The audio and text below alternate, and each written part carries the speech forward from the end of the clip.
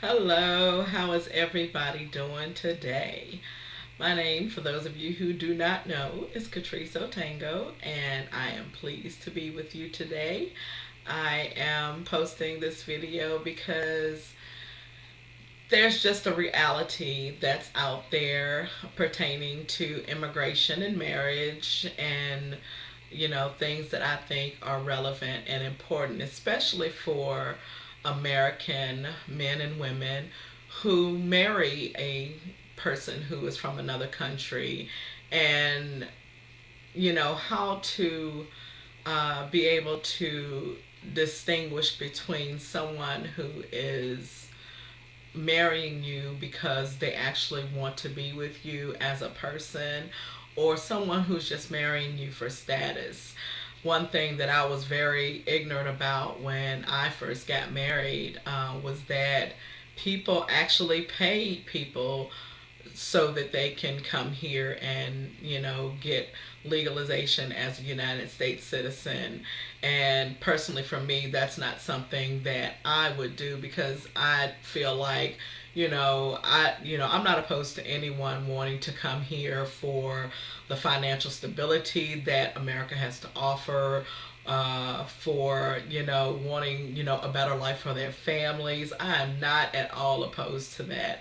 What I am opposed to is someone being paid to bring foreign person here for an illegal reason and getting paid for it, because for people like me who go through the whole entire process and pay all the money that has to be paid to bring a spouse to a legal permanent resident status, it's frustrating to know that somebody can get paid so much money to do something like that. On the other hand, I married for love, and I married because when I met my spouse, he was still currently in Kenya, and he and I met online. And typically you would think, oh no, red flag. And that just wasn't the situation at the time that I thought. To me, I felt like he and I were on mutual understanding when it came to where we were going in our life and the direction we were to take. He was a pastor, I was a Christian who knew that I was supposed to, without a doubt, marry a pastor. And, he and I had a lot in common, and so I thought we would hit it off. He actually ended up coming to the United States on a visitor visa, and then switching over to an F1 visa to become a student in Georgia. And he notified me and told me he was here. And then afterward, when he told me he was here, I paid for him a ticket to come and meet me for the first time in January of 2012. From that point, we decided without a doubt that this was something that we wanted to do, was get married. Now, you know I want to say that during that time, a couple of small red flags had gone up, but I chopped it all up to, he's new in the United States. He really hasn't had a lot of experience in relationships, so maybe this is just a phase. And so let me be the one to tell you that, young ladies and young men, or older ladies and older men, when you see the first sign of a red flag, know that the red flag is probably going to stay red. It's not going to turn green no matter what you want it to do. So anyway, January goes by, February goes by, March 2012, we got married. And I was very excited. I was happy, that we had gotten married. And oh, by the way, for some of y'all who are wondering what the red flag was, the red flag was that on multiple occasions I caught my then fiance on a lot of social sites talking to other women while we were engaged. I found text messages while he was in Georgia and he and I were engaged, him socializing with other women and things like this. And the thing is that he would get caught every time, and he had an excuse every time. But then finally, over time, after he saw that I was serious, hey, you're gonna stop this, or we're not gonna even exist as a couple. So, all of that stopped. So, needless to say, this is 2016. This is 4 years down the road. And I tell you, the process of immigration is a lengthy and very expensive one. When he was an F1 visa student and he and I got married, that automatically did away with his F1 status and left him in between statuses until USCIS, which is immigration, was going to approve or deny him as my spouse of a United States citizen, which they did. So, mind you, we had to pay for that process. That process was $530 at the time. I know that immigration prices, they do change, so I don't know what it is now. So, once we filed and paid for that process and he got approved as my spouse, we had to go through another process of filing for his permanent residency. That was, I think, I want to say it was a little over 900. I want to say it was $980. Now, for some of you who are not really informed about USCIS, a lot of people pay attorneys to do this process for them because it is a very lengthy one. And for those who don't know a lot about, the paperwork, they will go out and pay for a lawyer to do this for them. My husband and I, on the other hand, I'm a very educated person, as is my husband. We did this whole process without lawyers. We read the instructions, we filled out the papers, we did it ourselves. And so the next step we had to do was fill out, the information for him to become a permanent resident. But it took us a couple of years because, again, that was $980, and we didn't just have that readily available in our pocket because as a person who's in between statuses, you can't work in the United States. That was something that's forbidden. So I was the only one making income, and when you have rent and other bills, money just don't come in like that. So nevertheless, during that time, he also had to be seen by a civil surgeon. And in our closest city, we had to go there for like 3 or 4 appointments, and I had to pay that out of pocket as well. So for those of you who are going through the immigration process, it's lengthy and it's expensive. So just know this. You can choose to get a lawyer or not, but just know that it's not as simple a process as people make it out to be.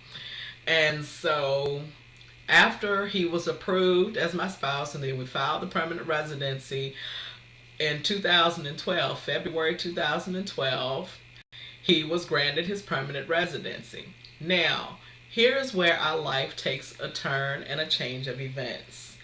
Once he got his permanent residency in February 2012, wait a minute, we got married in 2012, I'm sorry, let me go back. We got married in March 2012. In 2014, February, he was approved for his permanent residency card. Now, there were things that had to be submitted prior and with the permanent resident application. We had to submit evidence of our relationship. And fortunately, we were a real married couple. We weren't somebody playing a game with immigration. So we had all of that to give to immigration. And so, we submitted that, and his permanent residency was approved. So now here's the thing. For those of you who have seen my videos, I'm 100% Christian. I believe in God, I believe in the power of God, and I believe in everything happening for a reason. God has a purpose for everything. And so after after he got his permanent residency, the job that I was working, making really good money to help get that permanent residency done, I lost my job. Fortunately, God already knew what was about to occur, so he had my husband get that permanent residency just in the nick of time in order for him to be able to work here in the United States. Now, here comes the other reality of being married to a foreign citizen. And I'm not saying this about everybody, and I'm not saying that this is probably the case, but in my situation, I really think it is. And that's why I'm posting this video, because after 4 years, I think it's time for me to face a reality, and I think it's time for me to share that reality so that other people don't go through it. So after his permanent residency and after he got a job working, after I lost mine, I got a job working from home, about 3 or 4 weeks later. And all of a sudden, every nice thing about him changed. Catch it? Every nice thing about him changed. Is he still a nice person? Of course he is. Does he work hard? Yes, he does. Does he take care of the finances? Yes, he does. But as far as I'm concerned, as a wife, I don't exist. I'm just a person who helped him get where he needed to go, and now I'm just here. So from 2014 up until now, I've lived my marriage on and off, not knowing if he loves me, not knowing what his purpose was for marrying me, and always questioning what was the ulterior motive. Because once the permanent residency is approved, it's approved with conditions. You have conditions for 2 years. So in 2014, he was approved. And so this year, we had to apply to remove those conditions. And in order to remove those conditions, you have to show that your marriage is still in good standing and that you've lived a legitimate marriage. And in my opinion, I love him. So yeah, we've done that. He's done it, on occasion. He loves me when he wants to love me. But I think if I had to put a percentage on it, about 80% of the time, I don't know who he is. He started working 2 jobs, then he went from working 2 jobs to working 1 job and going to college, and everything became just about him. I have not ever seen a gift. I've never seen a gift. And I stress the word never in all caps. I've never seen a gift. Am I a high class person who asks a lot? Nope, I'm not. Just the honey, how you doing? Like, let me tell you, for those of you who don't know how it all started, when he was in between his status, he held my hand every day. He opened my car door every day. He opened the door every day. He took the groceries every day. He went to church every day. Every Wednesday and every Sunday he worshiped. He went into his closet and did his prayer and devotions every day. Every day. And now we've transitioned over to working and being able to go to school, and he no longer holds my hand. He no longer opens the doors. He no longer asks anything about my day. He no longer does any of those things. Is this stuff important? Of course it is. Any woman, I don't care what nationality you are, any woman likes to be told every now and then you're beautiful. Every woman every now and then likes to be told, you're great for me. Every woman likes to be admonished. Every man likes to be admonished. Men aren't without feelings. You're not going to make me think there's not a man out there who doesn't like to hear, baby, thank you for taking care of the house, or baby, thank you for taking care of me, or baby, you do a great job raising our kids. No person wants to not hear admonishment. You're not going to make me think they don't. So, here I am, where when I was working a full-time job making great money, it was never my money. I never addressed it or called it my money. But once he started working, it became his money. I'm working to do this. I'm working to do that. And, it really has become that now. And so, what has caused me to make this video today is over these years, since he's been working, he randomly sends money home. Now, before I get into this discussion right here about sending money home to your people, that is not my issue. I do not have a problem with, if you are a foreign person living in the United States and you have a wealth of family members in your native country, I expect you to want to be able to, once you get established in the United States, to be able to send home money to your family. Because one thing I know and have learned from research and study of foreign countries is that a lot of them are underprivileged, underpaid people who have very few and very limited resources. So I'm the last person to say, hey, don't send no money home. However, this is the thing. If you're going to be the type of person to want to take care of your other family at home, meaning parents, brothers, sisters, grandchildren, children, whatever the situation may be, the main thing to not forget is that you still have to take care of your finances at home first. You have to take care of your wife first. You have to take care of the home you live in first.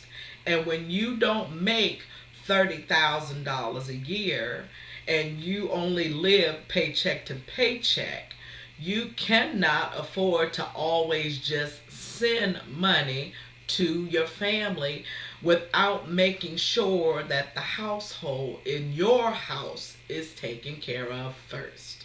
That's all I'm saying.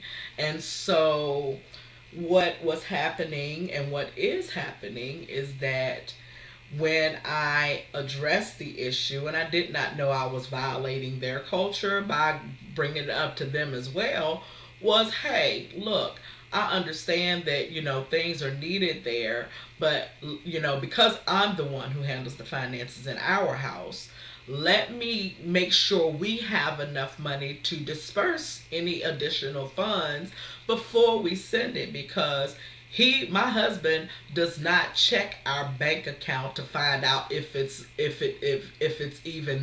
money is there enough to send. He doesn't find out what bills I paid and when I paid them. He doesn't find out this information. He just looks at the account, sees the balance, and say, hey, I've got $100 right here, so I'm gonna just go ahead and send it. And he doesn't care whether or not I've paid a bill, gotten, a lot of money for food and gas, for the next upcoming 2 weeks. He doesn't check those things, therefore leaving us to struggle for the next 2 weeks.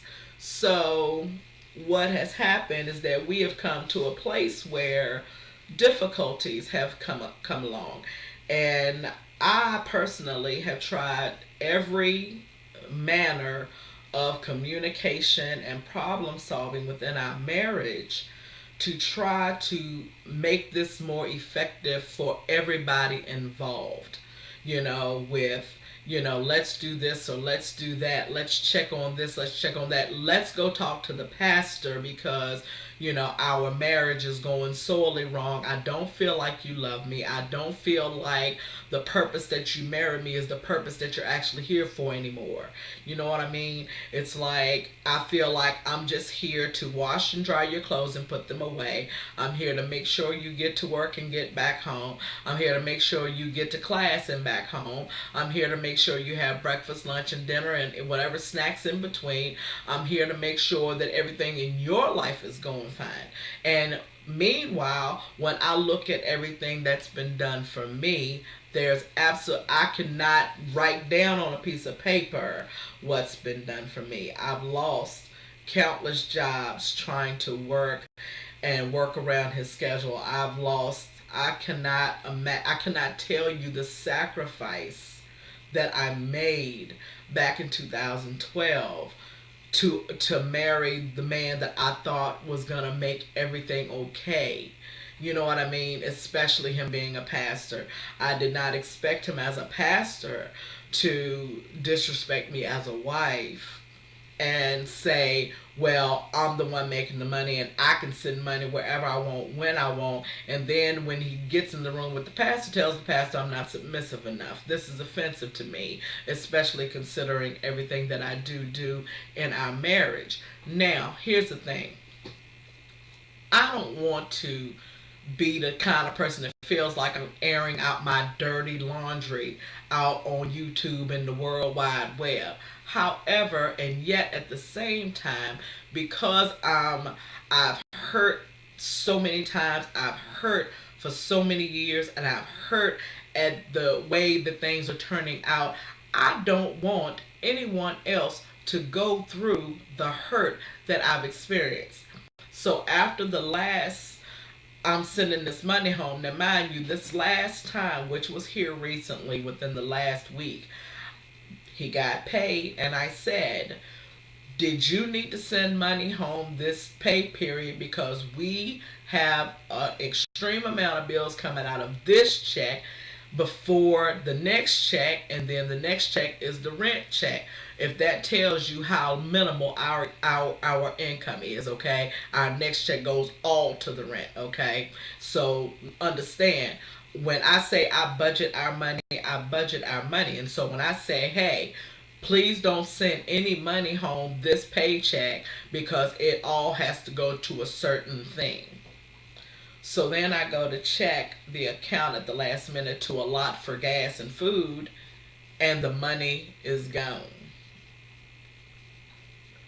So now I'm done. Now I'm gone because, and I don't mean gone as in divorce or anything like that. Right now I'm gone in my mind because I came to you and said, this is what's going on with finances. Please don't do this. And for my husband to just completely ignore what I said and send it anyway, that says to me, you care absolutely nothing about the fact that I'm trying to keep us at a financial standing where we have our bills paid on time, we have our rent coming out, we don't want for anything, we don't need for anything, we have no help coming from the outside. We don't have 10,000 people we can go to and say, hey, send me $1,000. You know, it just doesn't work like that. You know, maybe there's somebody out there in the world who has people they can just, hey, give me $1,000 and they get it. That's not the case here. So, you know, I'm just at a point where now that's all of the whole, maybe he married me just so he can get his permanent residency so he can do these things. But there are also, going back to the red flag that I talked about earlier with the social sites and this, that, and the other. This is the other thing that became an issue through these last few years. He stopped the social sites because he really had no choice, because I'm a computer genius and I would get into his accounts and see where he would still be messaging other women. So this is what he does when he doesn't know that I know how to find out. You know, he goes to different women's Facebook pages, looks at Facebook, look at women's, you know, I dress with discretion. So, you know, you already know what I look like because you're married to me.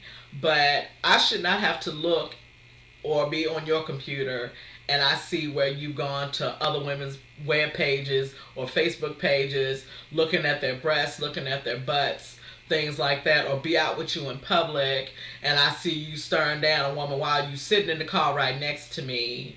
You know what I'm saying? I'm not an ugly woman, and I'm certainly, not an uneducated woman. So if that's what you want, I'd appreciate if you just step on off and go get that and stop wasting my time. That's the kind of person that I am on the flip side. But because I am married, I try to be respectful, as a wife, and say, hey, look, I'd appreciate it if you're going to disrespect me that you not do it in front of my face. You know what I'm saying? Because that's how it is. And so, I've spent all 4 years of being married with on and off seasons of seeing, still the social sites. He found another social site that he went on that I didn't know he was on. So I found a different social site with him making statements like, I heard I was the man you were looking for, and friend requesting over 200 women. One woman who said she was a Christian but showing the crack of her booty. Things like that. Come on. There is a limit. And now, mind you, I have been with my husband through all of this, and not one time after getting caught with the things that he's gotten caught with, he does not apologize for these things. He does not acknowledge these things. Matter of fact, he emphatically denies these things, even though he knows that I have screenshot them and showed them to him. And so, you got to get to a point in your life where you say, when is enough? You know what I'm saying? You've gotten what you want from me, and now you just acting all kinds of cray-cray because you think that I'm going to just keep on tolerating. Because my thing was, he's only been married once. I'm his first marriage. He is my fourth marriage. The reason the other three didn't work is because they was cray-cray too. I'm not going to stay with somebody who cheats on me. I'm not going to stay with anybody who tries to abuse me. And believe it or not, being treated disrespectfully, not talking to me at all. My husband says less than 10 words a day to me every day. Okay? The only time my husband speaks to me is if he needs something or if he wants something. Any other time, I don't hear anything from my husband outside of that. My husband does not go with me to any events, with our kids or our grandkids, anything like that. He does not, display anything socially. However, when we do have our big, holiday events, he does come because, that's a must do. So he does do that. So all in all, what I'm trying to tell you is, before you step off into a marriage with anybody from a foreign country, I don't care what country it is, don't first of all do it for the monetary benefit, because then you're stuck with somebody who, you might meet somebody outside of that financial negotiation that you actually really want to be with and that you really want to marry, and you're going to be trapped in that marriage until it's all said and done. And then on top of that, the really downside of that is that if the immigration people find out about it, you're going to jail. You're going straight to jail. So please understand that, it's not worth the money you're going to get paid. Just go ahead and keep working hard and making your paycheck, because it's not worth going to prison for, okay? The second thing I want you to understand is date a person from another country longer than 2 or 3 months and notice the signs. The signs, if you see that they're really not upfront, if you see that they're cheating, there were signs that I saw before my husband and I got married. And I was so determined and so dedicated to him as a person and as a wife. I just wanted, to be wrong. I wanted to be wrong. And now I'm at a point where, it's all about me now, because it's never been about me in the 2 years that he's gotten his permanent residency. And so now I'm flipping the tables. It's no longer about him, because I've lost a lot. I've sacrificed a lot. And now it's my turn. It's my turn to get back on the horse again and find me again. I'm not talking about another man. I'm not talking about nothing like that, because I don't need another man to make nothing. I got God if I don't have nothing else. But what I am saying is that, you know what I'm saying, all the jobs that I lost to make time to do this, for trying to help him get situated and settled, that time has now come to a close. It is now about me, Catrice Otango. So if you are skeptical about your relationship, pray about it before you enter into it, and make sure it's the thing for you, because you will end up feeling like me, lost and alone with somebody laying right beside you. Bye.